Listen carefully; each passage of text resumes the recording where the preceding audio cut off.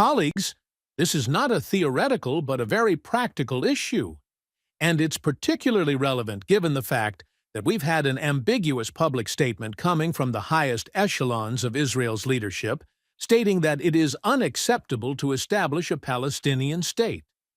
Unfortunately, these key components did not make it into the U.S. draft. It also lacks any clarity about the timeframes for transfer to the Palestinian Authority of Control over Gaza.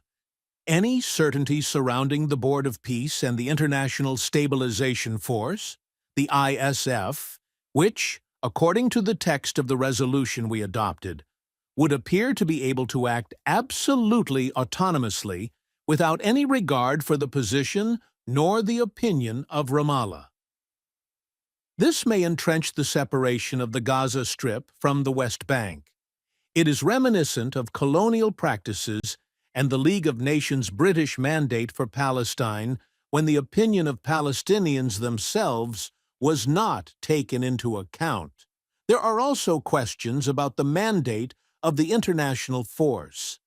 According to President Trump's plan, it didn't state that plan that the ISF would be involved in demilitarizing Gaza nor disarming local groups using all available means.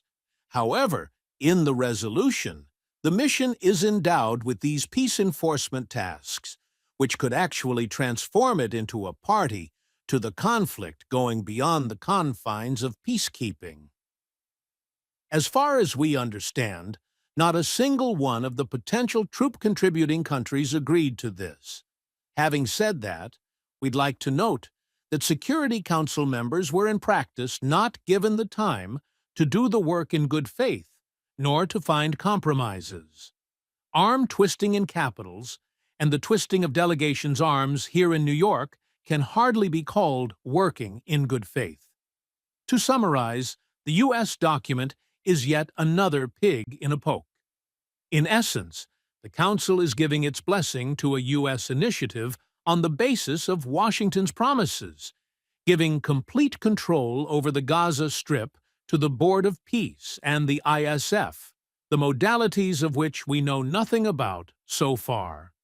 The main thing is that this document shouldn't become a fig leaf for unbridled experiments conducted by the U.S. and Israel in the occupied Palestinian territory. It's important for it not to turn into a death knell for the two-state solution. Russia took note of Ramallah's position as well as that of many other Arab and Muslim countries, which spoke in favor of the U.S. draft so as to avoid a resumption of bloodshed in the enclave. Therefore, we decided not to introduce our own draft, the objective of which was to modify the U.S. concept so as to bring it into line with long-standing agreed UN resolutions, but there is no cause for celebration. Today is a sorrowful day for the Security Council. Aside from what the interested parties want, there's also the notion of the integrity of the Security Council. And today, by adopting this resolution, this integrity and the prerogatives of the Security Council were undermined. In this instance, we wish to be proven wrong. We hope that we can count on the U.S. demonstrating its peacekeeping potential in practice, the potential which can be assessed by to what extent the U.S. manages to achieve sustainable peace, whereby Israel and Palestine would coexist in peace and security within 1967 borders, with Jerusalem becoming the capital of both states as per Security Council resolutions and General Assembly resolutions as well. The norms of international law and prior agreements reflecting both Israelis' interests in ensuring their own security and the rights of Palestinians to their own state.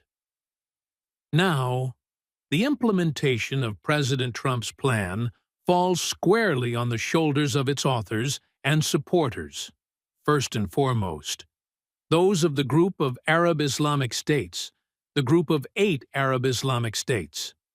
Regrettably, we've already had the unfortunate experience of seeing solutions to the Israeli-Palestinian conflict pushed through by the United States, bringing about the opposite result of what was intended. Don't say we didn't warn you.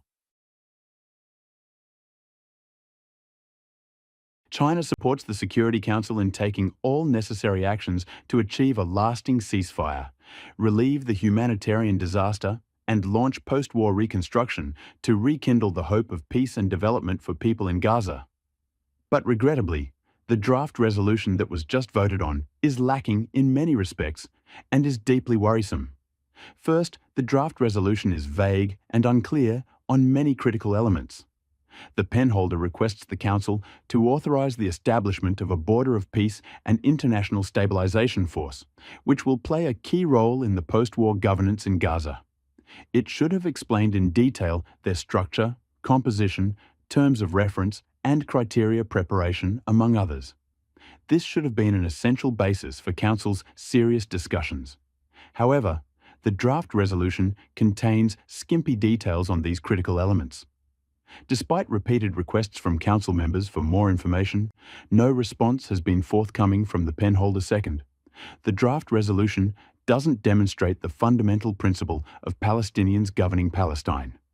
Gaza belongs to the Palestinian people, not to anyone else. Any post-war arrangements must respect the will of the Palestinian people and give full play to the vital role of the Palestinian National Authority. The draft resolution outlines post-war governance arrangements for Gaza, but it seems Palestine is barely visible in it, and the Palestinian sovereignty and ownership are not fully reflected. Of particular concern is that the draft resolution fails to explicitly reiterate a firm commitment to the two-state solution as an international consensus.